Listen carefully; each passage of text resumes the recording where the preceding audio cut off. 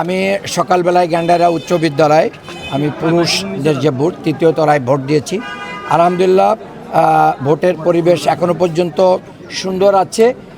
কিছু অগোছালো মিসম্যানেজমেন্ট ছিল, সকালে ভোট শুরু করতেই দেরি হয়েছে, কারণ আপনারা জানেন যে পোলিং এজেন্টদের যে কার্ডগুলো এটা সকাল থেকেই ইস্যু করেছে, তো যার কারণে অনেক কেন্দ্রে টাইমলি ভোট শুরু করতে পারেন নাই এবং ভোটাররা বাইরে মানে গেট বন্ধ থাকায় হুলস্থুল করেছে।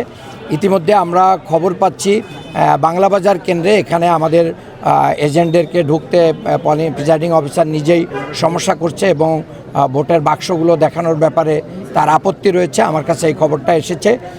রাত্রে অনেকগুলো ঘটনা ঘটেছে, যে ঘটনাগুলো নিয়ে আমরা নির্বাচন কমিশনের বিভিন্ন প্রতিনিধিদের সাথে আমরা কথা বলেছি, প্রেস ব্রিফিং করেছি।